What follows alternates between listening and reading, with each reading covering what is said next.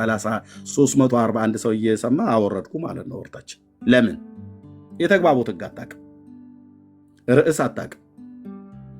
ምናልባት በ59 ዓመተ ምህረት ሊሆን ይችላል እናቱ የወለዱህ፣ ግን ይህንን ሀሌት እየለሌ ዘመን ኖረህ ተግባቦት ህግ አታውቅም። እና እታች ወርደት ታብታብ አድርግ፣ ኮፒሊንክ ሼር አድርግ። ኦኬ ቴንክ ዩ። ሌሎች ካላችሁ መግባት ትችላላችሁ። ቴንክ ዩ። ርዕሱ ግልጽ ነው። የክርስቶስ ቤተክርስቲያን ወይ ደግሞ ቤተክርስቲያን ተብለው የሚጠራው ፓስተር እሺ ትሳሳታለች ወይስ አትሳሳትም? በቃ ጥያቄው ይሄ ነው። ትሳሳታለች ብሎ የሚል ሰው ካለ ይምጣ፣ አትሳሳትም ብሎ የሚልም ሰው ካለ ይምጣ። በደንብ ቤቱን በሰፊ እንወያይበታለን ማለት ነው። አሁን ገና ነው የከፈትኩትኝ፣ ግን ስትመጡ ግን በእውቀት ላይ ለማውራት የምታውቁትን የተማራችሁትን ለትውልድ ይጠቅመዋል። እዚህ ከሚሰማኝ ትውልድ መካከል እኔ የምናገረውን ነገር አንድ ሰው የሚሆን 2 ሰው 5 ሰው የሚሆን 10 ሰው ከዚህ ውስጥ እኔ የምናገረውን ነገር በእግዚአብሔር ቃል ላይ አስደግፌ የማወራውን ነገር ሰምቶ ሰው እውነትን ያውቃል፣ ይማርበታል፣ ይድንበታል፣ ይለወጥበታል ብሎ የሚያስብል እውቀት ካላችሁ ኑና ተናገሩ፣ እኛም እንናገራለን ማለት ነውና ተባረኩ። ፓስተር እንኳን ይቅርታ ታብታብ ይደረግ ከስር ሪፖርት አለ እያሉ እየጻፉልህ ነበርና አንዴ ታብታብና ሼር ብናረግ ችግር ለራሳቸው እነዛ ያሉ ሰዎች ናቸው። ይሄኔ ምናልባት እንትን የሚሉ ታያቸው እትየው ፓስተር እንኳን ደህና መጣ። ኤርሚዬ እንዴት ነህ? ደግ ነህ ሆይ? እዚህ ያላችሁ ደህና ነን ጌታ ይመስገን። ደህና ነን ጌታ እግዚአብሔር ይመስገን። እንዴት አደራችሁ? ደህና ነን ጌታ ይመስገን። ሁሉ ሰላም ነው? ደህና ነን ጌታ ይባረክ። አይ ብዙ አልቆይም፣ ትንሽ ነገር ለመናገር ነው የገባሁት። እሺ ማጠቃለያ ግን እንዳሰጥሳንናገር ብዙ እንድትናገር አልፈቅድም ዛሬ። እሺ አይ እኔ እኚህ የክሊኒካል ሳይኮሎጂ ወንድማችን ሪሊ ክሊኒካል ሳይኮሎጂ አጥንተዋል ወይ የሚለው በጣም ጥያቄ ነው። ምክንያቱም ክሊኒካል ሳይኮሎጂ አጥንተው በዚህ ልክ ስርዓት በሌለው መስመር ለመሄድ ማሰባቸው በጣም ያስደንቃል። አንድ ሁለተኛ መጽሐፍ ቅዱስ በክሊኒካል ሳይኮሎጂ እሳቤ አይተነተንም። እንደው ዝም ብሎ አዋቂ ለመምሰል በቃ የተማርኩ ነኝ ምናምን ለማለት በዚህ ልክ በዚህ ሁሉ ህዝብ ፊት ራስን ኤክስፖዝ ማድረግ ትክክል አይደለም። እያወራን ያለነው ቲዮሎጂ ነው እንጂ ሳይኮሎጂ አይደለም። መጀመሪያ ይህን መለየት ይጠይቃል። እርግጥ የተማሩ ሰው ከሆኑ አካዴሚክ ሰርክል ውስጥ ያሉ ሰው ከሆኑ የሁለቱን ልዩነት ጠንቅቀው ማወቅ ይጠበቅባቸዋል። ሌሎችም እንዳይመጡ በሚል ነው ይህን የምናገረው። ኤርሚና ቲዮሎጂ እና ሳይኮሎጂ የተለያዩ ነገሮች ናቸው። ሳይኮሎጂ የሚያጠናው የሚያወራው ስለ ስነ አእምሮ ነው። የሰው ልጅን አእምሮ ሁኔታ ብቻ ነው የሚያውቀው። በቃ ከዛው ጋር የሚያበቃው። ቲዮሎጂ ግን የሚያጠናው ስለ እግዚአብሔር ነው። በሁለቱ መካከል ትልቅ ልዩነት አለ እና ከቲዮሎጂ ክሊኒካል ሳይኮሎጂ ተማሪ ነኝ፣ ከዛ አንጻር ቤተክርስቲያንን አብራራለሁ። ምን ሊሉን ነው? ምን ሊሉን አስበው? ከዛ ቀጥሎ እኮ ደግሞ የጠይቀን የሙሉ ወንጌል ቤተክርስቲያን መቼ ተመሰረተች? በ59 ዓመተ ምህረት ነው አለ። በ59 ዓመተ ምህረት መመስረቷን የሙሉ ወንጌል ቤተክርስቲያን ይሄንንም ክፍል የሚያጠናው ታሪክ ነው፣ ሂስቶሪ እንጂ ቲዮሎጂ ማን ነው ሳይኮሎጂ አይደለም።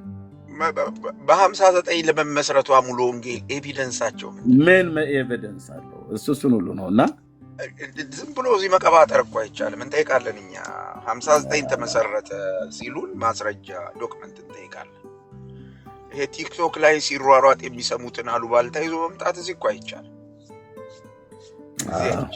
ምክንያቱም ሙሉ ወንጌል እንደተመሰረተች መቼ እንደተመሰረተች ምናቅ ሰዎች ነው እዚህ ቁጭ ያልነው እና ዝም ብሎ ረብሻ መፍጠር ተገቢ አይመስለኝም።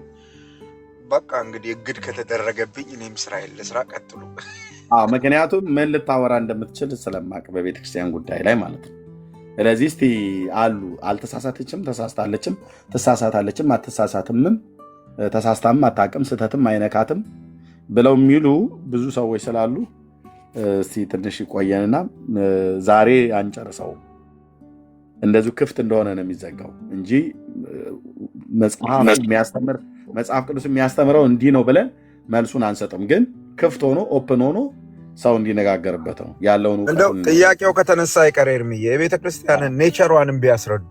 እንደው ትሳሳታለች አትሳሳትም ብቻ ሳይሆን ተፈጥሮዋ ምንድን ነው? ይቺ ቤተ ክርስቲያን የምትባል ነገር ምንድናት?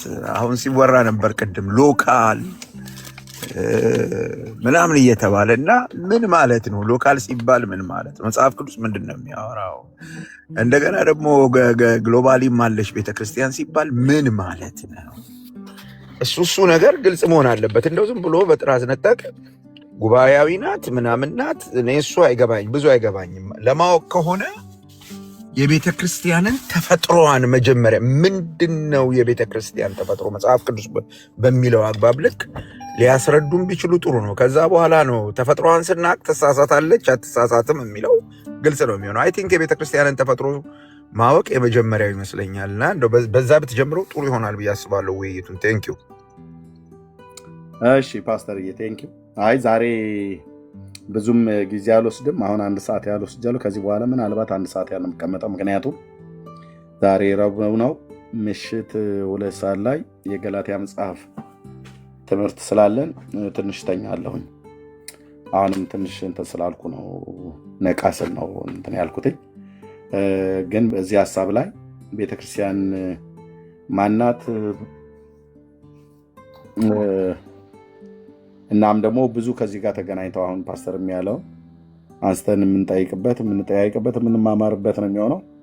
ስለ ቤተክርስቲያን ብዙ ትውልድ ያለው ግንዛቤ በተለይ መጽሐፍን ቅዱስን ትምህርት ያልተማሩ መሰረታዊ የሚባለውን የቤተክርስቲያን ትምህርት ያልተማሩ ደግሞ ምንም ነገር የማያውቁ ማለት ነው። ቤተክርስቲያን ማለት ጣሪያ፣ ግድግዳ፣ ህንፃ፣ ቆርቆሮ የተመታበት ቅጭል ቅጭል የሚል ነገር ያለበት እሱ ነው ብለው የሚሉ ቤተክርስቲያን አትሳሳትም ብለው ሲሉ እሱን ያንን ህንፃ ቤተክርስቲያንን እያሰቡ የሚናገሩ እልፍ ናቸው። እና ግን በዚህ 1 ሰዓት ውስጥ ርዕሱን አስቀምጬ እንግዲህ የቀድሞ ሰው ነበር የገባው፣ እሱም ያው ወረደ ማለት ነው። ከሰው ጋር እያወራሁ ነው ብሎ ለአምልጥ ብሎ ነው እና ይገባናል። ቴንኪው። ከዚህ በኋላ ምናልባት በቆይ ለ1 ሰዓት ያህል ነው። በዚህ 1 ሰዓት ውስጥ ገብቶ ቤተክርስቲያን ትሳሳታለች፣ ተሳስታም ታውቃለች፣ አልተሳሳተችም፣ ልትሳሳትም አትችልም ብሎ የሚል ሰው ካለ የእግዚአብሔርን ቃል መሰረት አድርጎ እንዲነግረን ቢመጣ ደስ ይለናል። እናንተም ትጠይቁናላችሁ፣ እኛም ደግሞ እንደጠየቃችሁን መመለስ አለብን። እኛም ስንጠይቃችሁ እንደጠየቅናችሁ እንድትመልሱልን ፈቃደኛ የሆናችሁ ሰዎች ካላችሁ ነው ለማለት ወዳለሁ። እህቴ አሰፋሽ እንዴት ነሽ? ስልክሽን አይቼ ነበር እዚህና ይቅርታ ሳላንሳሽ ላይቭ ላይ ስለነበርኩ።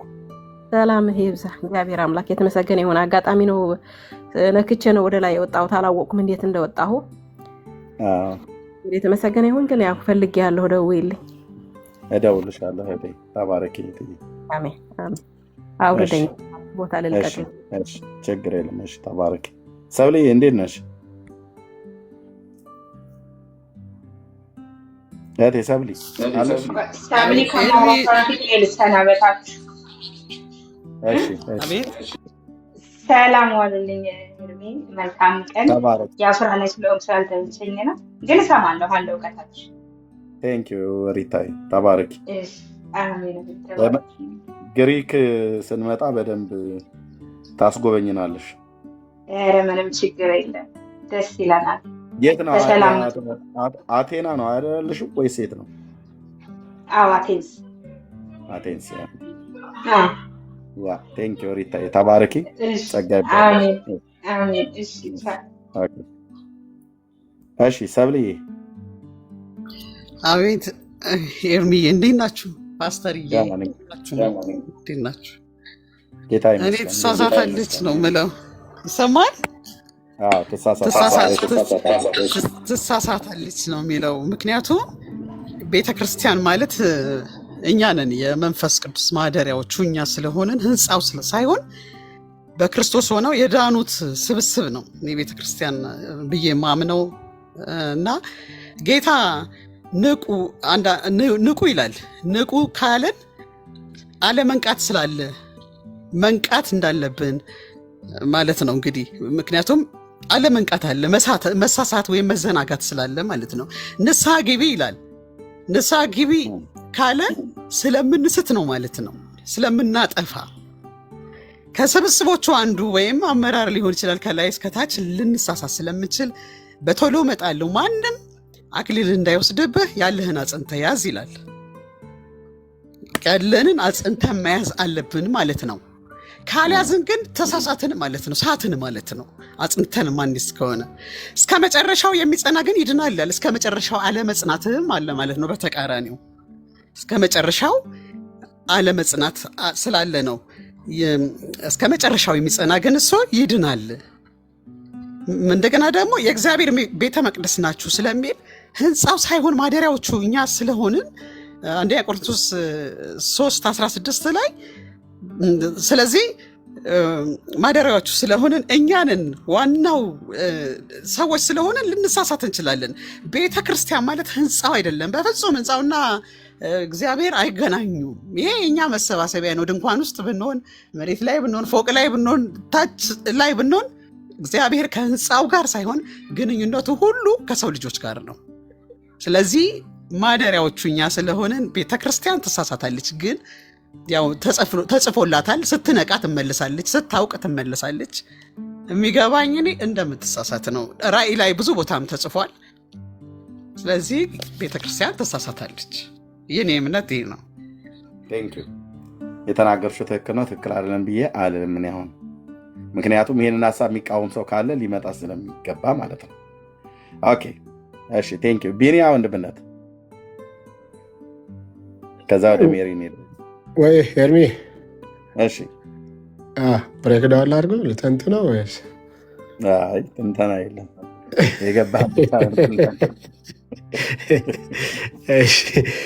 የገቡት ይናገራሉ።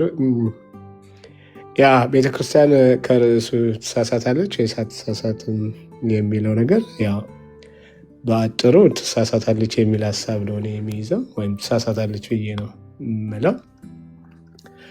ለምን ትሳሳታለች ቤተክርስቲያን የሚለው ሌላ ጥያቄ ሊሆን ይችላል። አዎ ትሳሳታለች። ማትሳሳት ቤተክርስቲያን አለች ብለው የሚሉ ይኖራሉ። ማትሳሳት ቤተክርስቲያን ትኖራለች፣ የምትሳሳት ቤተክርስቲያን ትኖራለች ተብሎ ደግሞ የቤተክርስቲያንን ስም በሁለት ለመክፈል ወይ በተለያየ መንገድ ለመክፈል የሚካሄድበት መንገድ ይኖር ይሆናል። ግን በአጠቃላይ ቤተክርስቲያን እንደምትሳሳት ለማወቅ ቤተክርስቲያን ማናት የሚለውን ካወቅን በኋላ ነው ግንዛቤውን በደንብ የምናገኘው ማለት ነው። እዚህ ቤተክርስቲያን ሲባል ማደሪያ እንደሆነ ቅድም ተናግረዋል፣ ወንድሞቼም ሌሎችም ተናግረውታል። ማደሪያ ከሆነ ማደሪያ ደግሞ በዚሁ በአዲሱ ኪዳን ያው የእግዚአብሔር መንፈስ ማደሪያዎች እንደሆንን በቆሮንቶስ ላይ እንደተነገረው እኛ ነን ማለት ነው፣ ወይም ሰዎች ነን ማለት ነው። ስለዚህ ሰው ደግሞ ምንድን ነው? በባህሪው ይሳሳታል። አሁን ብዙ ጊዜ ጉባኤያት ይካሄዳሉ፣ ለምሳሌ ማለት ነው አይደል?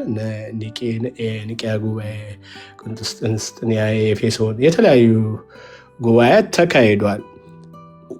የጉባኤው መሰብሰቡ ጉባኤ መካሄዱ ዋናው ምክንያቱ ስህተት ስለነበር ያን ስህተትን ለማረም ነው። ስለዚህ ይሳሳታሉ ማለት ነው፣ ወይም ደግሞ ስህተት አለባቸው ማለት ነው። እና በእርግጥ እኛ የእግዚአብሔር መንፈስ ማደሪያ የሆንን እኛ ስንሳሳት አንሳሳትም ብለን ማንም እንዳይወድቅ የቆመ እንዳይመስለው እንዳይወድቅ ይጠንቀቅ ስለሚል በእርግጥም ተጠንቅቀን እንዳንወድቅ ብንስት ተመልሰን የሳት አይመለስም፣ የወደቀ አይነሳም፣ የወደቀ ይነሳል፣ የሳተ ይመለሳል። ስለዚህ ከእግዚአብሔር ቃል አንጻር ልንሄድ ብዙ ጊዜ መጣር አለብን፣ መሞከር አለብን። በእግዚአብሔር ቃል ተመርተን የእግዚአብሔር ልጆች የሆኑ በእግዚአብሔር መንፈስ ስለሚመሩ ማለት ነው። በአጠቃላይ ያው ባጭሩ ለማለት ያህል ግን ቤተክርስቲያን ትሳሳታለች ወይ የሚል ጥያቄ አንስተናል። አዎ ትሳሳታለች። አትሳሳትም የሚል አካል ካለ ደግሞ ገብቶ በእግዚአብሔር ቃል መፈታተሽ እንችላለን ማለት ነው። እና ኤርሚ ልበል አሁኑ ቢኒያ ጸጋ ይብዛልህ። ቴንክ ዩ። ኦኬ ይህንን ሀሳብ እንቃወማለን። ትክክል አይደለም። የምታወሩት እንደ እግዚአብሔር ቃል አይደለም። ለምደው በዚህ ነው ያልክ የክርስቶስን ቤተክርስቲያን የምትናገሩት። በታሪክ ውስጥም ተሳስታም አታውቅም። ስህተትም ሊነካት አይችልም። ስህተትም ገብቶባትም አያውቅም። እና ስህተትም የተባለውም ቢገባም እንኳን ይሄ ስህተት ነው ይሄ ስህተት አይደለም ብለው በዘመኑ የነበሩ አገልጋዮችም ምንም ልዩነት ያሳዩት ነገር የለም። እንዳለ ከመጀመሪያው ከጥንት እስካሁን ድረስ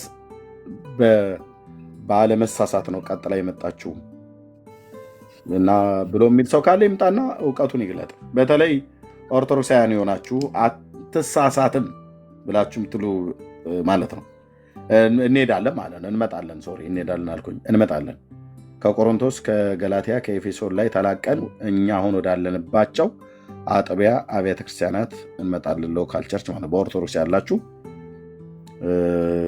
ወደዛ ትመጣላችሁ፣ እኛም ወደ እኛ እንመጣለን እና መዘኛችን ግን ሚዛናችን የእግዚአብሔር ቃል ይሆናል ማለት ነው። ለእኔም ለእናንተም ላለንበትም ሎካል አጥቢያ ቤተክርስቲያን ሁሉ ጭምር ማለት ነው። ተባረኩ። እሺ ሜሪ ኬት ቤተ እምነት ነው? እኔ ከወንጌላውያን ነኝ። እሺ እንኳን ደህና መጣሽ። የትኛው ቤተክርስቲያን ነሽ? አሁን እዚህ የወንጌል ብርሃን ነው ያለሁት። ዩሮፕ ነኝ ያለሁት። ኦኬ። እና እኔ ቤተክርስቲያን እንግዲህ የመጽሐፍ ቅዱስ እንደሚናገረው በመጀመሪያ ደረጃ እግዚአብሔር ይባርካችሁ ልላችሁ ወዳለሁ። ለመጀመሪያ ጊዜ ነው እዚህ ስገባ፣ ይቅርታ፣ የመጀመሪያ ጊዜ ነው እዚህ ስገባ እና ስራችሁን በጣም አደንቃለሁ፣ እከተላችኋለሁ። እግዚአብሔር ይባርካችሁ። ወደ አርስታችን ስንመለስ መጽሐፍ ቅዱስ እንደሚለው ቤተክርስቲያኔን በጴጥሮስ ላይ በግሪከኛው ማለት ድንጋይ ማለት ነው አይደለ? ጴጥሮስ ማለት በዚህ ድንጋይ ላይ እሰራለሁ የገሃነምም ደጆች አይቋቋሟትም ይላልና የማይቋቋማት ቤተክርስቲያን እንዳለችው ኢየሱስ ክርስቶስ ይናገራል። እና የገሃነም ደጆች ደግሞ ያው የሙታን መናፍስቶች አሰራር፣ ሙታንን የሚጠሩ ሰዎች ለምሳሌ አሁን እኔ እንደምረዳው ማለት ነው የሞቱት ቅዱሳንን እነ ጊዮርጊስን እነ ማርያምን ቅዱሳንን እየጠሩ በእነሱ ስም የሚመጣ አጋንንት በኢትዮጵያ ላይ በግሪክ ላይ ብዙ ጥፋት እያጠፉ ያሉ ነው ብዬ ነው የማስበው። እና የሙታን መንፈስ የሚለው እነሱን ነው ብዬ ነው ማምነው። የገሃነም ኃይላት ቤተክርስቲያንን አይቋቋማትም ይላልና ያ ነው ሙታን የሚጠራ መንፈስ ነው። የትም ብንሄድ የትም ቦታ ጠንቋዮች ጋርም ብንሄድ የውሸት ነቢያቶችም ጋር ብንሄድ ማንን ነው የሚጠሩት? የሞቱትን አባቶቻችን አያቶቻችንን አርገው ነው። በዛ መሰረት ከነሱ ጋራ ከአጋንንት ጋራ በመገናኘት እነሱን በመጥራት ስለኛ ኢንፎርሜሽን ለሚያውቁ የሚችሉት ማለት ነው። እና ብዙ ጊዜ ቤተክርስቲያን ውስጥ የሐሰተኛ ነቢያትም የሚሰሩት በዚህ አይነት አሰራር ነው። የሞቱትን ዘመዶቻችንና አያቶቻችንን በመጥራት አጋንንትን በመጥራት ማለት ነው። እና ያ ነው ቤተክርስቲያንን እየነቀነቃት ያለው። ታላላቅ ተአምራትም እያለ የሚደረገውም ሰውንም የሚያስደንቅ ግን ምንም ለውጥ የለም። ለውጥ ማለት እግዚአብሔር ወደሚፈልግ እግዚአብሔር ወደ ማወቅ አያስኬድ አይደርስም። በቃ ሰው ወዴት ማምለክ ይሄዳል? ወደ ተሳሳቱ ነቢያቶች ወደ ማምለክ፣ አገልጋዮች ወደ ማምለክ፣ እግዚአብሔር ጋር መጣበቅ ትቶ ስቶ አገልጋዮችን ማምለክ ይጀምራል። እና ግን ኢየሱስ ተስፋ የሰጠን ተስፋ አለ። እሷም ደግሞ አይቋቋማትም የሚል በዚህ ውስጥም ሁሉ ብናልፍ የማይቋቋማትም ቤተክርስቲያን እግዚአብሔር ሰርቷል። ኢየሱስ አለው ብዬ አምናለሁ። እና ምናልፍበት ነገር ይኖራል፣ ግን እግዚአብሔር በዚህ ሁሉ ውስጥ ያስወጣናል። ራእይ ላይ ግን የሚናገረው በተቋም ደረጃ ሐሰተኛ ነቢያት ሐዋርያት ነን የሚሉ መርምረህ ሐሰተኞች ሆነ እንዳገኛቸው አውቃለሁ ታግሰህማል እያለ በተቋም ደረጃ ሐሰተኞች እንደሚኖሩ ይናገራል ራእይ 2 ላይ። ነገር ግን ምን ማድረግ አለብህ? መቃወም አለብህ። በቃ ይሄ ነው ስራችን፣ መቃወም። ሐሰተኛ ነቢያቶች አሉ፣ የውሸት አስተማሪዎች አሉ፣ በእግዚአብሔርና በሰው መካከል በህዝቡና በእግዚአብሔር መካከል ሊመለኩ የሚፈልጉ ነቢያቶች አሉ፣ ቄሶች ሊሆኑ ይችላሉ።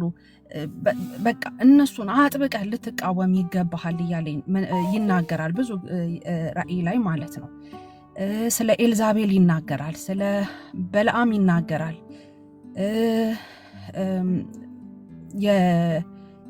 እናንተ እንግዲህ ታውቁታላችሁ፣ እኔ ብዙ ወደዛ ልገባ አልፈልግም። ግን ብዙ በተቋም ደረጃ በነቢያት በሐዋርያት አይሁድነን ሳይሉ አይሁድነን የሚሉትን ስድብ አውቃለሁ እያለ ይናገራል። በተቋም ደረጃ ስህተት ውስጥ የምትገባ ቤተክርስቲያንም አለች እና ያንን እያሰብን ሁል ጊዜ በእኔና በእግዚአብሔር መካከል ማን አለ? እግዚአብሔርን እየሰማው ነው ወይ? እግዚአብሔር እንዴት ግን ቆይ አሁን ባልሽ መሰረት እንዴት ግን ወደ እነዚህ አብያተ ክርስቲያናት የስተት ትምህርት፣ ሐሰተኞች ነቢያት፣ ሐሰተኞች ሐዋርያት፣ አጋንንታዊ ትምህርት፣ አጋንንታዊ ልምምድ፣ የሙታን መንፈስም የሚጠሩ የሚሆኑ የፈለጉትን መንፈስ ይጥሩ እንዴት ሊገቡ ቻሉ? እንግዲህ የእግዚአብሔር መንፈስ እንግዲህ ከኤክስፒሪየንስ ሳየው ኤክስፒሪየንስ ዋይዝ አንድ ሰውን ለማሳሳት ሲፈልጉ እነዚህ ሰዎች አንደኛ ነገር ጣዖት አምልኮ ነው አይደለ? ቤተሰቦቻችን ጣዖት ያመልካሉ ብዬ አምናለሁ። ያመልኩ ነበረ፣ ጠንቋይ ቤት ይሄዱ ነበረ፣ እንደዚህ ማርያም ገብርኤል እያሉ ያመልኩ ነበረ እና ያ እነሱን አይደለም ያልኩት። እነዚህ ሐሰተኛ ነቢያትና ሐሰተኛ ሐዋርያት እንዴት ወደ ክርስቶስ ቤተክርስቲያን ገቡ? እንግዲህ ቤተክርስቲያን እኛ ነን ካለን አይደለ? እኛ ነን አይደለም እንሳሳተው ማለት ነው። እነሱን ወደ ማምለክ ወደ ቤተክርስቲያን የሚገቡት እኮ በእያንዳንዱ ሰው ህይወት ሲገቡ በር ይከፈታል። አሁን እኔ በቤተክርስቲያን ሽማግሌ ብሆን እኔን ካጠመዱኝ እናቴን ካጠመዷት በር ይከፈታል። ወደዛ ቤተክርስቲያን ውስጥ ለመግባት ለማገልገል ይከፈትላቸዋል። ለምን? እኔ ህዝቡ ያምነኛል እና በዛ እኔን ሲያጠምዱኝ በአንድ ጊዜ አይደለም ያጠምዱኝ። 10 ዓመት በፊት እናቴን ሲያጠምዷት 10 ዓመት 20 ዓመት በፊት ነው ፕሮግራም የሚያደርጉት። ቀስ በቀስ ያንን ሰው በተለያየ ድንቅና ተአምራት ነው የሚያጠምዱት። ከዛ በኋላ አንተ እግዚአብሔር መስማት ትተህ ያንን ሰው መስማት ትጀምራለህ። እስቲ ያ ሰው ይጸልይልኝ፣ ያ ሰው እኮ ሲጸልይ ቶሎ እግዚአብሔር ይመልሳል የሚል ነገር ይመጣል እና እግዚአብሔር እንደማይሰማ ነገር ያደርግና በጣም ረቂቅ ነው እንትናቸው። በመንፈስ ካልሆነ ሰው እንደዚህ በቀላሉ ዲዘርን ለማድረግ አይቻልም ብዬ አስባለሁ እና ለብዙ ዓመታት ስራ ነው የሚሰሩት። ስለዚህ እንደዚህ ብለው የሚሉ ስላሉ እነዚህን አገልጋዮች የነቢያትን አገልግሎት መቀበል የለብንም ነው ብለሽ የምትይው? አይደለም። ነቢያቶች አሉ፣ እግዚአብሔር የሚሰራባቸው አሉ። ግን እነዚህ ነቢያቶች አሉ። አሁን አንድ ጊዜ እግዚአብሔር ሰራባቸውና ከዛ በኋላ እኔን ስማኝ፣ እኔን አድምጠኝ፣ እኔን ተከተለኝ፣ እኔ ካልጸለይኩልህ በቃ ሁሉ ነገርህን ለኔ ንገረኝ፣ ቢዝነስ ፕላንህን ለኔ ንገረኝ፣ ምንድነው የምትማረው? ለእሱ እኔ ሳልጸልይልህ ትራቭል አታረግም። በቃ በእግዚአብሔርና በአንተ መካከል ይገባሉ እንደዚህ ሐሰተኛ ነቢያቶች ማለት ነው። እና ያ ነው ሐሰት። እግዚአብሔርን ትተህ በቃ ያ ሰው ይጸልይልኝ ማለት፣ ያ ሰው እንትና ይጸልይልኝ፣ ፓስተር ይጸልይልኝ፣ ያ ነው ለኔ ሐሰት። በቃ ያ ሰው እንደዛ ማለት ከጀመረ እግዚአብሔር ማዳመጥ ካላወቀ በቃ ተሳስቷል። ደግሞ ያንን ለመረዳት በቃ 20 ዓመትም ሊፈጅ ይችላል፣ ግማሹ ላይረዳ ይችላል። በጣም ስህተት መንፈስ በጣም ከባድ ነው። 30 ዓመት ሊፈጅ ይችላል። እድሜ ካለቀ በኋላ ድንገት ሊነጋ ይችላል። እግዚአብሔር ካረዳ በስተቀር ስህተት በጣም ከባድ ነው። እህት ከእህት ጋር ያጣላል። ባል ከልጆች ከሚስት ጋር ልጆች አንቺ በዚህ ስህተት ሰለባ ሆነሽ ታውቂ ነበር? አዎ በደንብ ሰለባ ሆናለሁ። ለምን ሰለባ ሆንሽ? እኛ ጋር እንግዲህ ቤት ውስጥ ሲመጡ አባቴ ታመመ፣ ልቡን አመመው እና በዛ ሰበብ ነው። እኛ በጣም ነቢያቶችን በድሮ ዘመን እንደዚህ እንዳሁን አላቸው ክብር አልነበራቸውም በቤታችን ውስጥና እንትን አንሰጣቸውም ነበረ። እግዚአብሔር አንዴ ትንቢት ተናገሩ አለቀ እንጂ ይሄ ተንደገና ጸልዩልኝ አልነበረም። እና አባቴ ከታመመ በኋላ ነው ገብተው ይሄ አየሽ ህልም ምናምን። ለካ ህልምም ገና ሳይመጡ ቅንብር አለ። መናፍስት አሰራር ስለሆነ የኛው የራሳችን የዘር መንፈስ ማለት ነው፣ የሙታን መንፈስ መርገም ስላለ ያቀነባብረዋል መናፍስቱ ማለት ነው፣ የመናፍስቱ ዓለም እና እነሱም ላይሆኑ ይችላሉ። መንፈሱ ግን አንተን ሊያሳስት ሲፈልግ የአባቶቻችን የአያቶቻችን መናፍስት ሊያሳስት ሲፈልግ ያቀነባብረዋል፣ ከእግዚአብሔር ሊለየን ሲፈልግ ማለት ነው። እና ህልም አይተሻል ምናምን? አዎ ህልም አይቻለሁ። አዎ እውነትም ህልም አይቼ ነበረ። እና ያንን ሁሉ በቃ ይነግሩሃል። ከዛ በኋላ አባትሽ በቃ ይድናል ምናምን አለ። አባቴ አልዳንም፣ ግን በፎርስ በእንትን ነው በሕክምና ኦፕሬሽን ወስጀው ኦፕሬሽን ተደርጎ ታከመ፣ ተፈወሰ፣ ደህና ሆነ። ምን አይነት ህልም ነበር አንቺ ያለሽው? የሆነ ጨለማ ነገር ቤታችን ሲገባ እና ወደ ኢትዮጵያ ከመሄዴ በፊት ነግሬያቸው ነበረ እና እንደዛ አየሁኝ። ከዛም በኋላ ሳምንት ሳይሞላ አባቴ ታመመ። ኦኬ ያንን ጨለማ ሜሪ፣ ያ ጨለማ የሚመስለውን ነገር ያሳየሽ የቤተሰቦችሽ ውስጥ የሚሰራ የሙታን መንፈስ ነው ወይስ ማን ነው? ያንን ጨለማ የሚመስል ነገር ያሳየሽ ምን መሰለ? ዲፔንደንስ አመጣ። ያ ነገር ዲፔንደንስ አመጣ እነሱ ላይ። እግዚአብሔር ያንን ህልም በመጀመሪያ ማን ያሳየሽ? እንግዲህ እኔ ማስበው ከዛን ነው የጀመረው፣ ነቢያቶችን የመከተል ነገር የጀመረው። አንቺ ያንን ህልም ያሳየሽ ለአንቺ ማን ነው? በዛ ሰዓት እግዚአብሔር ነው ብዬ ነው ያሰብኩት። እግዚአብሔር ነው ብዬ ነው ያሰብሽው? በዛ ሰዓት እግዚአብሔር ነበረ። ኦኬ እግዚአብሔር ነበረ በዛን ሰዓት። የህልሙን ያሳየሽ እግዚአብሔር ነው ማለት ነው። እግዚአብሔር ነበረ፣ ግን በዛ አልቀጠልኩም። 100% እግዚአብሔር እንዳሳየሽ ታምኛለሽ? ያንን ህልም አምናለሁ። ቴንክ ዩ። ከዛ እሺ የሚጸልይ ሰው መጣና ህልም አልመሽ ነበር አልሽ አይደል? ህልም አልመሽ ነበር አለ። እሺ ምን መለሽለት?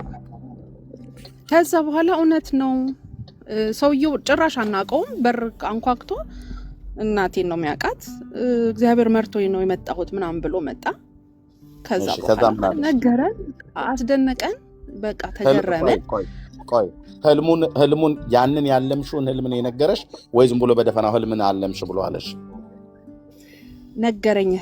ህልም አልመሻል እንደውም አንቺ ብሎ አያቀኝም ሰውየው፣ ስሜን እንኳን አያውቅም። ሁለት ሆነው መጡ፣ ሁለት ነቢያቶች መጡ። ኖ ቁጥራቸውን አይደል የፈለኩት። ህልሙን ነገረሽ፣ ያለምሽውን አንቺ ያለምሽውን ለማንም ያልነገርሽውን ህልም ነገረሽ ሰውየው የመጣው ወይስ ዝም ብሎ በደፈናው ህልም አልመሽ ነበር ነው ብሎ ያለሽ? ህልም አልመሽ ነበር እንደውም አንቺ ህልም አልመሽ ነበረ እንደውም ብሎ፣ እሱ ብቻ ሳይሆን ብዙ ሌላም ነገር ተናግሯል። ኦኬ እሺ። ከዛ አንቺ አልሜ ነበር አልሽው አይደል? ለማንም የነገርኩት ሳይሆን ለቤተሰብ ነግሬ በስምንቱ ምናምን አባቴ ታመመ ማለት ነው። ስለዚህ ያ ሰውዬ ምን አለ? ህልም አልመሽ ነበር አለኝ። ህልሙን ግን አልነገረሽም? አንቺ ያልምሽውን ህልም አልነገረኝም። ኦኬ። አንቺ ግን ጨለማ ቤታችሁ ውስጥ ሲገባ አይተሻል? መንፈሴም የሆነ ነገር በቃ አባቴ የሆነ ነገር እንደሚሆን በቃ እንዴት ነው መረዳት አለ አይደል? የመንፈስ ቅዱስ አሰራር ስታቅ መረዳት ነው የሚሰጥ እና በዚህ አይነት መንገድ ቤተ ክርስቲያን ውስጥ አላደግንም ማለት እግዚአብሔር እንደሚናገረን። ኦኬ። ስለዚህ ያ ሰውዬ መጥቶ አባትሽ ይድናል ነው ብሎ ያለሽ? አባትሽ ይድናል ምን አለኝ? በዛ ሰዓት አሜን ነው ያልሽው አንቺ? ኦፍ ኮርስ። አስቀድሞ ግን እግዚአብሔር ጨለማ ሳይቶች ነበር ቤታችሁ ሲገባ።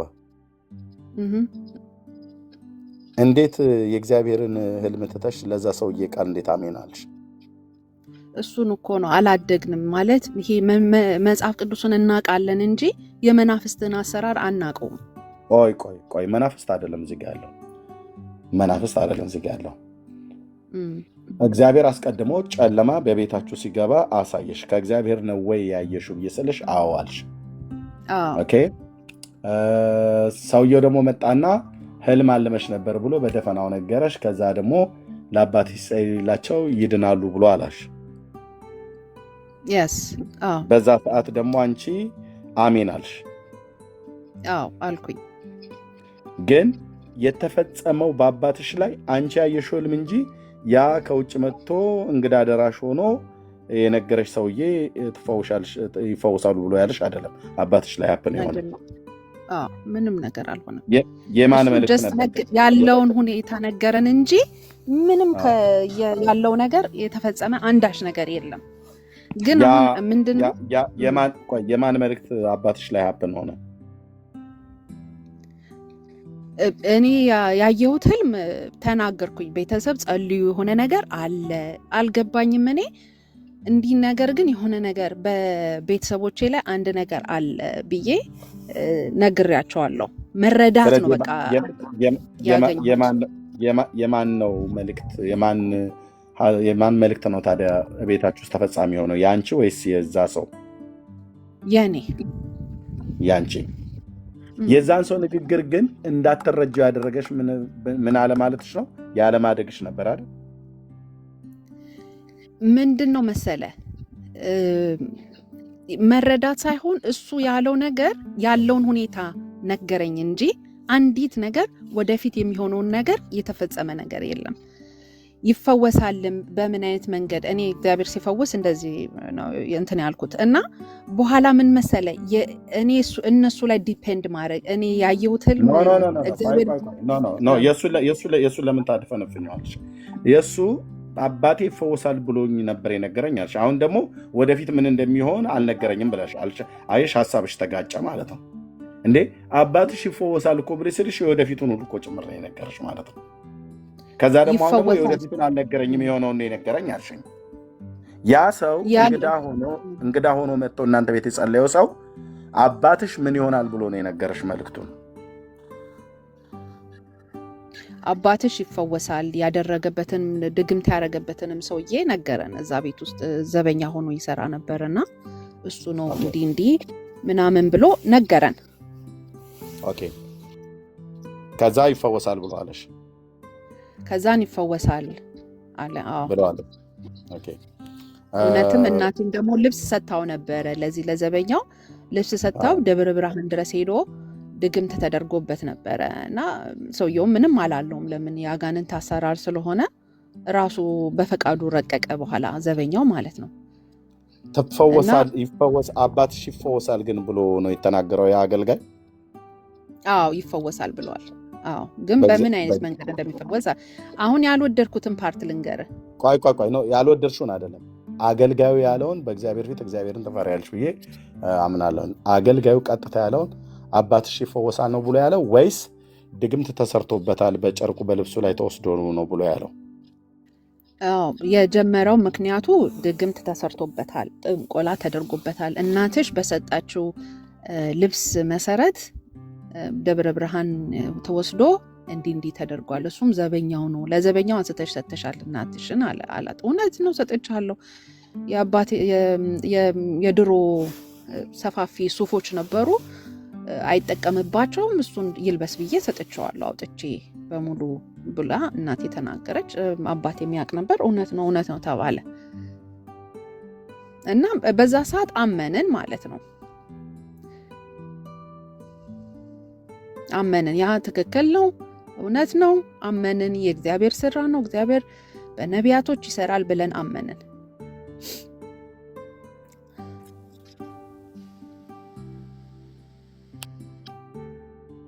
አሁን ወንድም ድምፅ አይሰማም?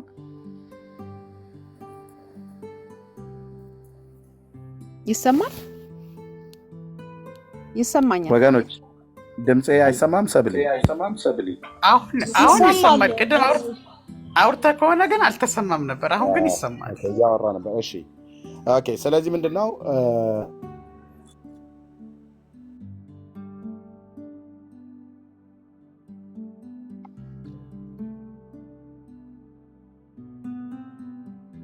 ሄሎ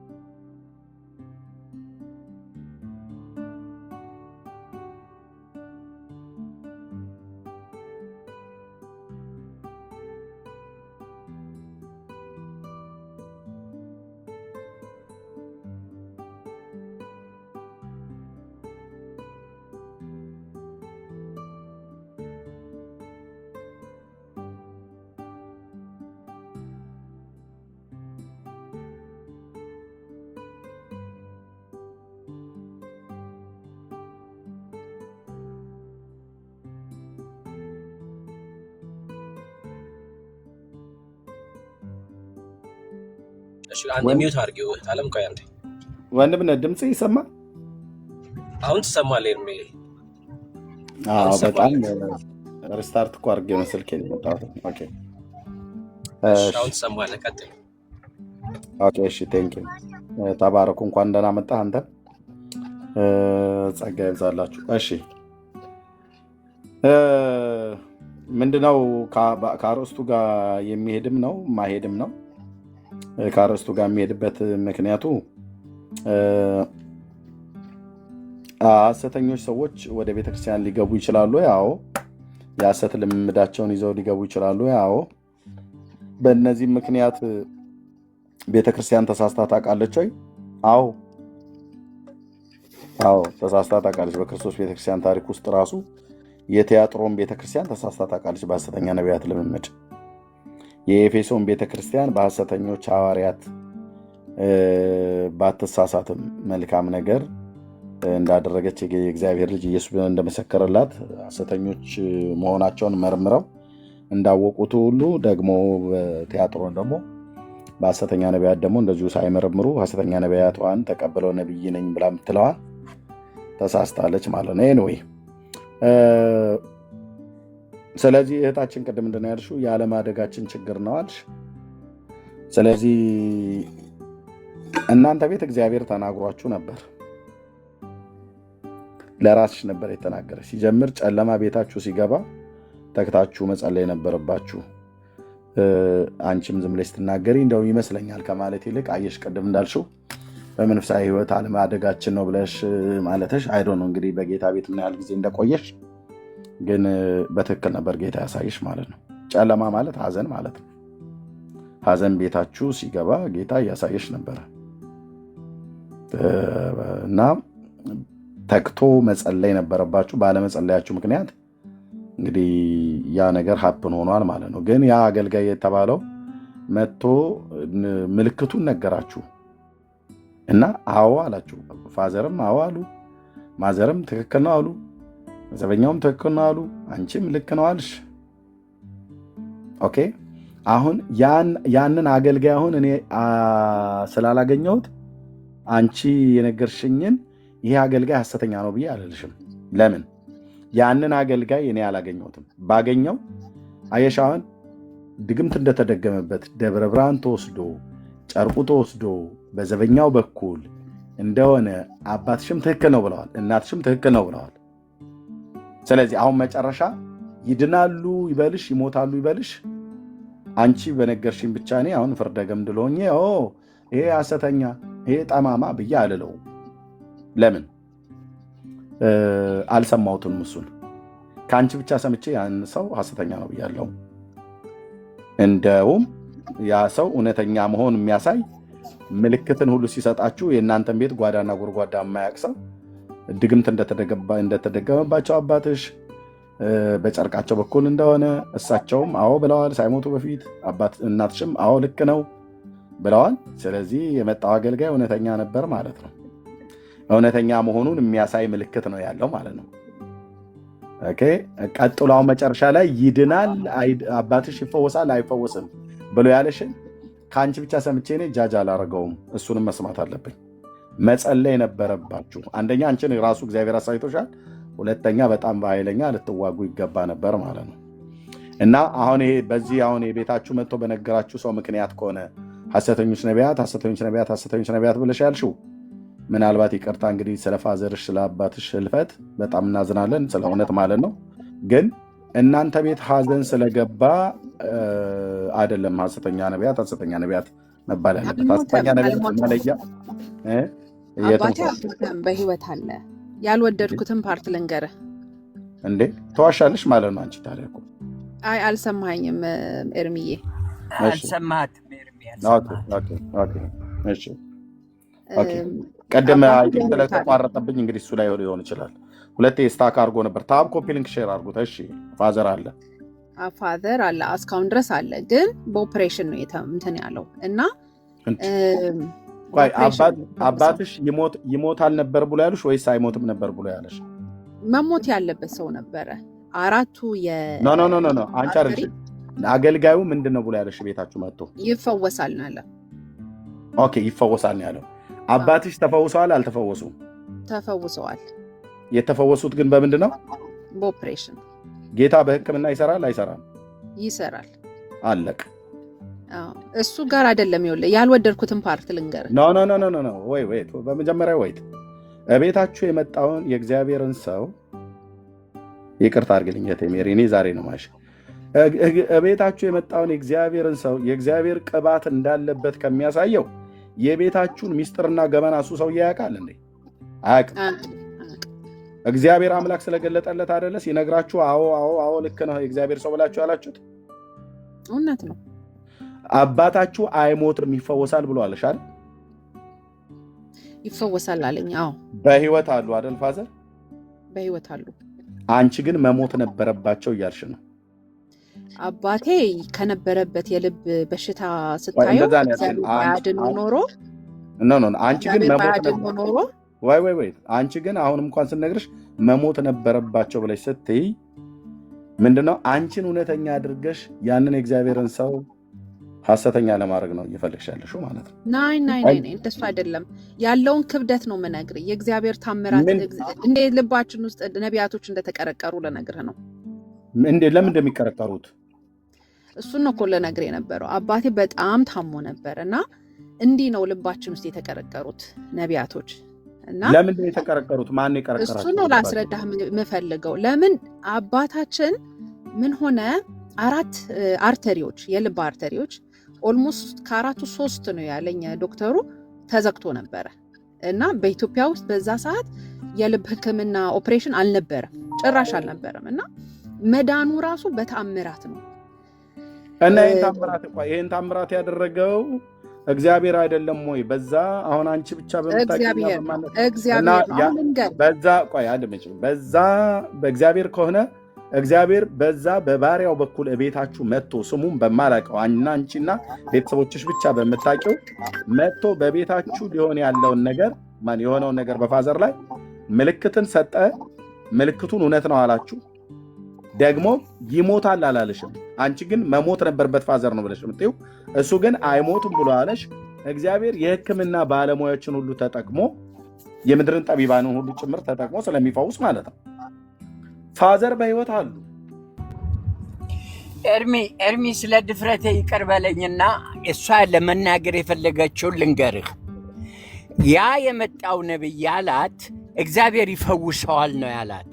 ነገር ግን ወደ ሕክምና ባትወስድ ኖሮ አባትየው ሟች ነበሩ። ስለዚህ ወደ ሕክምና ብዙዎች ነቢያት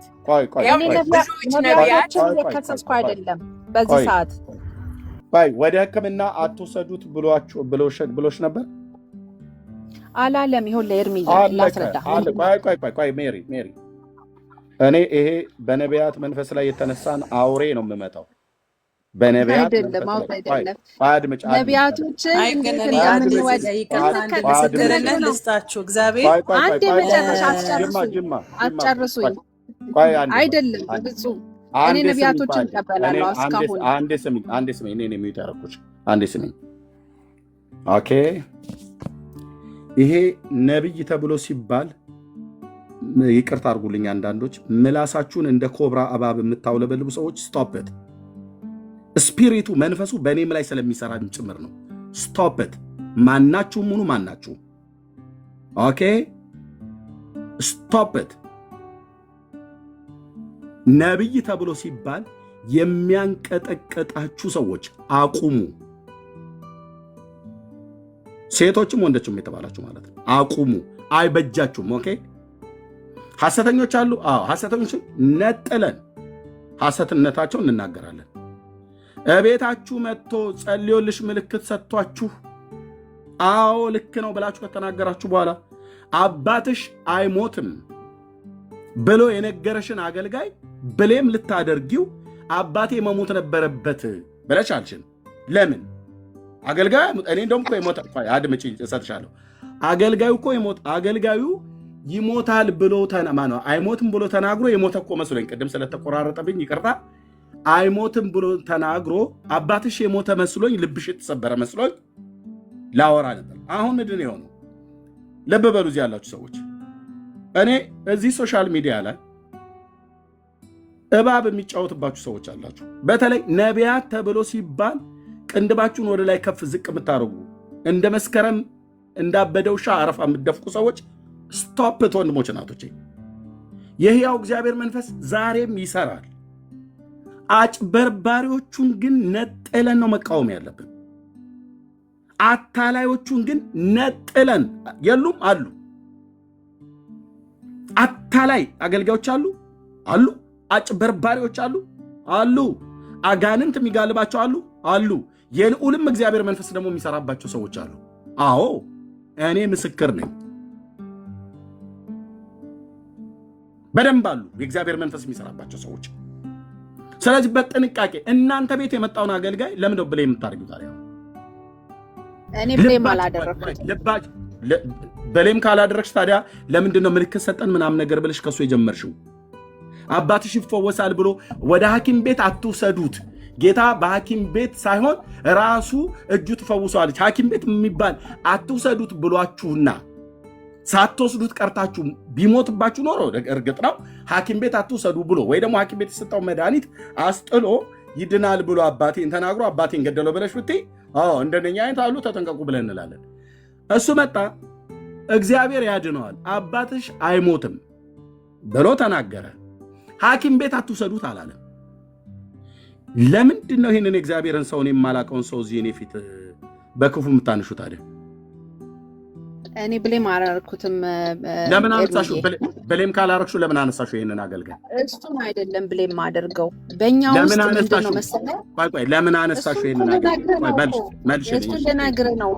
ሐሰተኞች ነቢያቶች፣ የሐሰተኞች አገልጋዮች እንዴት በውስጥ እንደሚገቡ ከዛ በኋላ ምን መሰለህ? አድምጪኝ። ይሄንን አገልጋይ ሐሰተኛ ነው ብለሽ ስላልሽው አይደለ ልባችን ውስጥ ገብቷል፣ ሆዳችን ውስጥ ገብቷል ብለሽ ወይስ ለምንድን ነው ያነሳሽው ይሄንን አገልጋይ? እኮ ለሱ ነው የምነግርህ። ለምን አነሳሽው? ሐሰተኛ ነው ሰውየው አገልጋዩ። ነቢያቶች እኮ አይደሉም ጥፋተኞች፣ እኛ ነን ጥፋተኞች። አድምጪኝ፣ እኔ ስለ እናንተ አይደለም፣ በኋላ ላይ እንመጣለን። ይሄንን አገልጋይ ለምንድን ነው ያነሳሽው ነው ያልኩሽ። እኔ አሁን እሱን ያነሳሁበት ምክንያት ከዛ ነው የኛ ታሪክ የጀመረው። እንደዚህ ነቢያቶችን ማለት ሐሰተኛ ነበር። የነቢዩ እኮ ችግር እኮ አይደለም፣ ስህተት እኮ አይደለም። አሁን ላስረዳ የምፈልገው እባክሽ እህቴ ሜሪ በሐሰተኞች ነቢያት ተጎድተሻል ወይ ብዬ ስልሽ ምንድን ነው ያልሽው ቅድም? አዎ ተጎድቻለሁ። አዎ አልሽኝ አይደል? ጉዳቱ የጀመረው አሁን የቤታችሁ አይደለም የራሴ ስህተት። እህቴ እየተደማመጠን እባክሽ። ኦኬ በሐሰተኛ ነቢያት ህይወትሽ ከተጎዳ ጉዳቱ የጀመረው እቤታችሁ ከመጣው አገልጋይ ጀምሮ ነው አይደል? አሁን ከተከሽልና አገልጋይ ጀምሮ ነው አይደል? ከዛ ነው የጀመረው እንደዚህ ነቢያቶችን ማዳመጥ። ስለዚህ ያ ቤታችሁ የመጣ ሰውዬ ሐሰተኛ ነው ማለት ነው።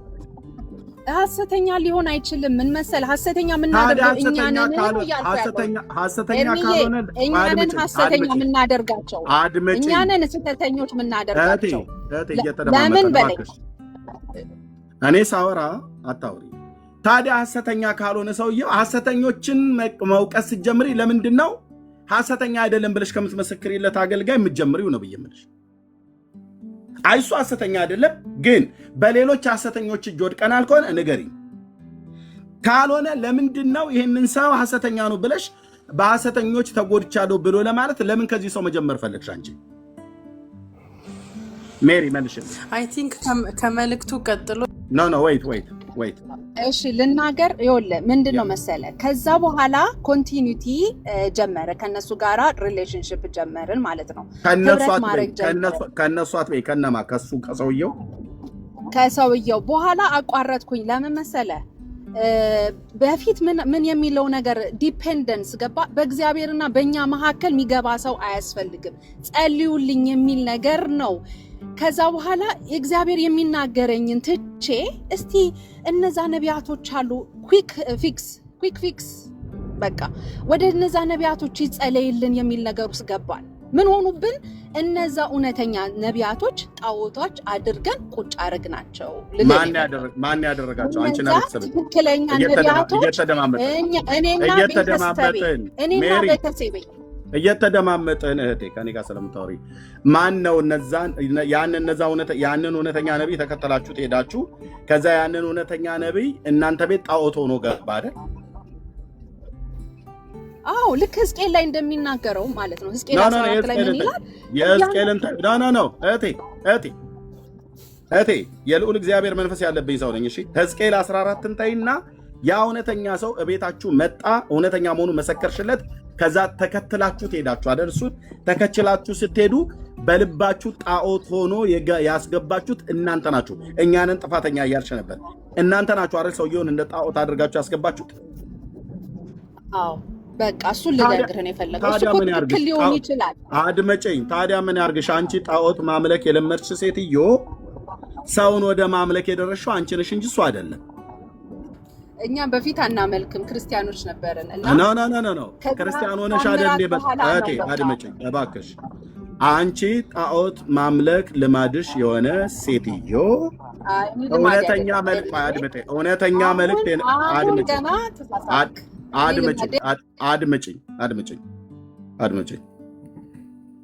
አድመጭኝ።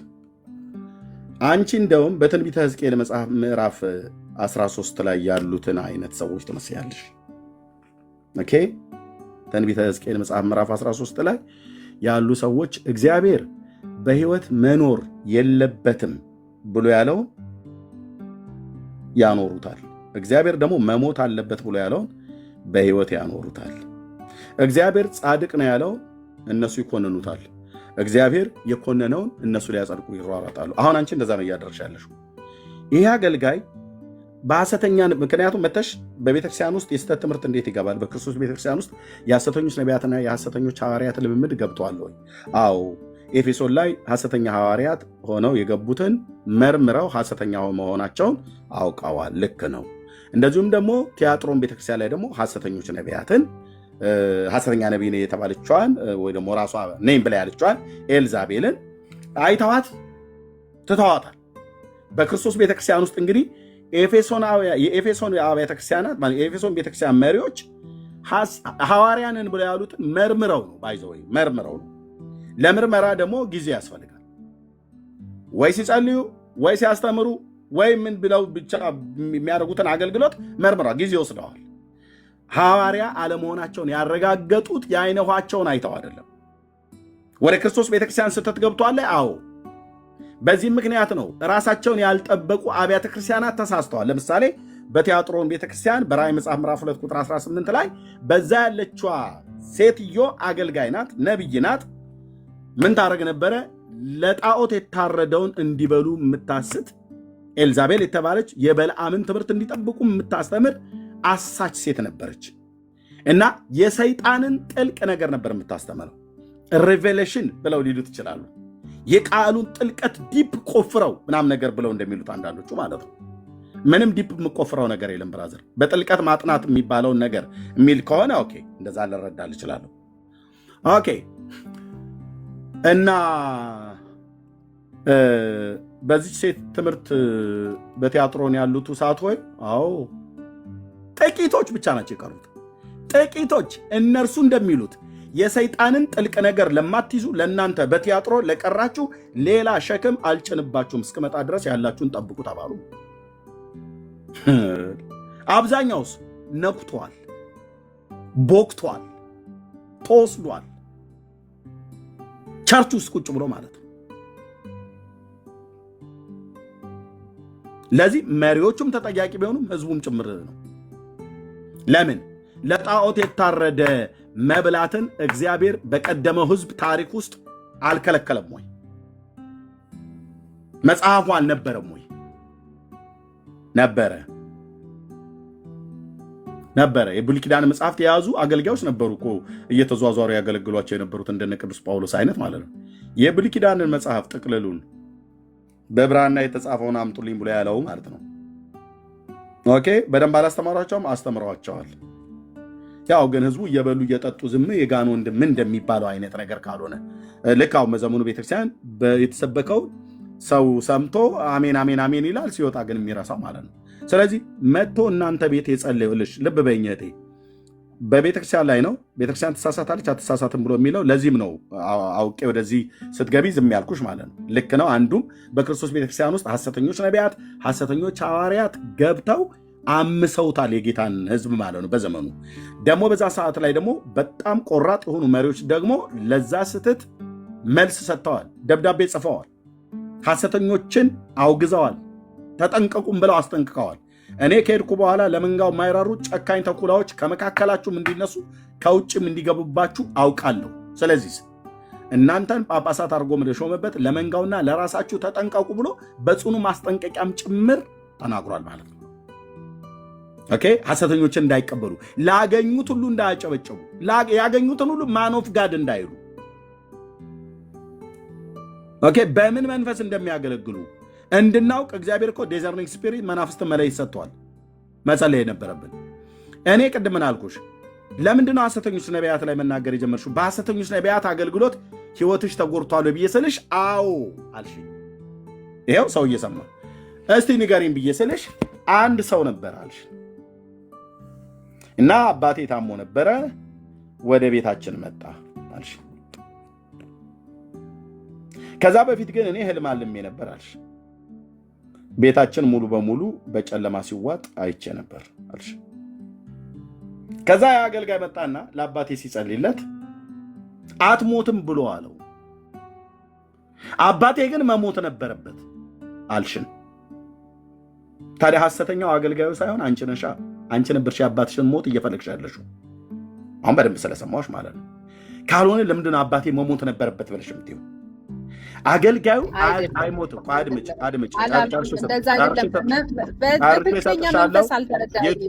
ዩቲዩብ ላይ ስሚው፣ ሪካርድ የተደረገውን በኋላ ዩቲዩብ ላይ ስሚው። ሪካርዱን ራስሽ ስትሰሚው በኋላ ትታዘቢዋለሽ። እሺ፣ እኔም ከሆነ እኔ ራሴ ትታዘባለሁ።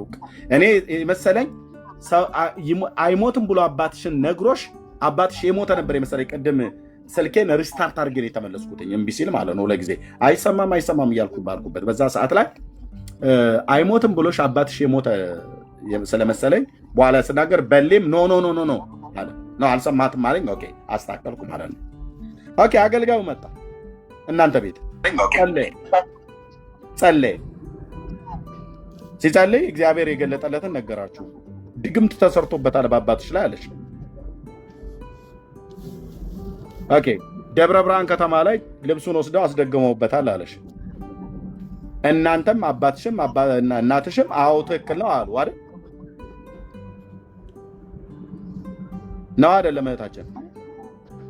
አዎ ትክክል። እስካሁን ድረስ ትክክል። ግን ማን የገለጠለት? ማን የገለጠለት? ይህንን ደብረ ብርሃን ከተማ ላይ እኔ እኮ ነገርኩ እኮ ሰውየው እኮ ትክክለኛ መንፈስ ነበረው። ስተተኛ ያደረግነው ሐሰተኛ ያደረግነው አድምጪኝ። ታዲያ ለምንድን ነው ከዛ በኋላ እግዚአብሔር ታወሰው ብለን አምላካችን ሳይሆን ቆይ አድምጪኝ። ቆይ ምን ትጨርሻለሽ?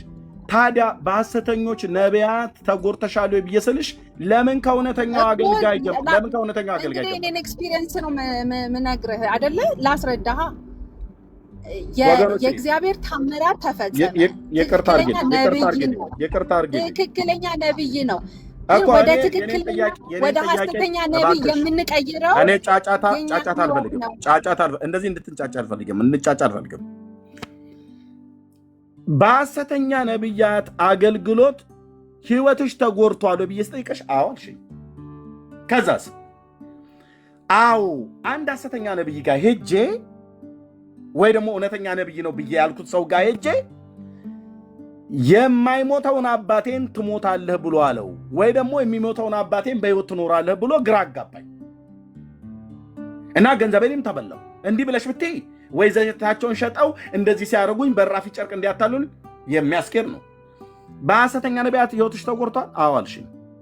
ንገሪኝ ብዬ ስልሽ እውነተኛውን አንቺ የምትመሰክሪለትን ነቢይ ከሱ ጀመርሽ። እኔ እየጠየኩሽ ያለሁት በሐሰተኛ ነቢያት ተጎድቻለሁ ብለሽ ለምንድን ነው ከእውነተኛው አገልጋይ ጀመርሽው?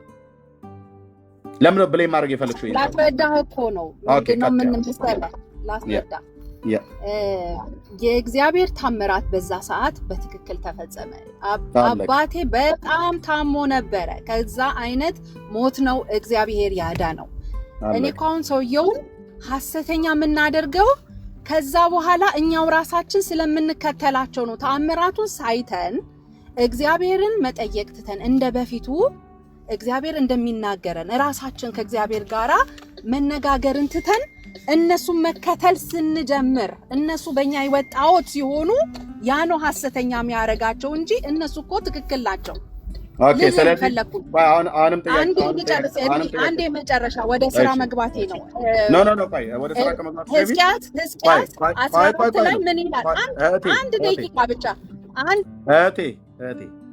እህቴ እነዛን አገልጋዮች ጣዖት ያደረጉት እነሱ ናቸው እናንተ ላይ ጣዖት የሆኑት ወይስ እናንተ ናቸው እነሱን ጣዖት ያደረጋችኋቸው? ንገሪኝ። ቴንኪው። ከዛ መጨረሻውን አጠቃለሽ ተወጫለሽ። እነዛ አገልጋይ ራሱን ነው በእናንተ ላይ ጣዖት ያደረገው ወይስ እናንተ ናችሁ ሰውየውን ጣዖት ያደረጋችሁት ራሳችሁ ላይ? ይኸውልህ መልሽልኝ። የጠየኩሽ መልሽልኝ። እኛ ነን ጣዖት ያደረግናቸው። እኛ ባንከተላቸው በቃ ሐሰተኛ ይሁን። ቻው። አንቺ እባቡ ነው የሚሰራብሽ ማለት ነው። ሐሰተኛ ነሽ። ከራስሽ አፍ ነው እንደዚህ። አንቺ ነሽ እባቡ የሚሰራብሽ ማለት ነው። ድብን ያልሽው ሐሰተኛ ምእመን አንቺ ነሽ።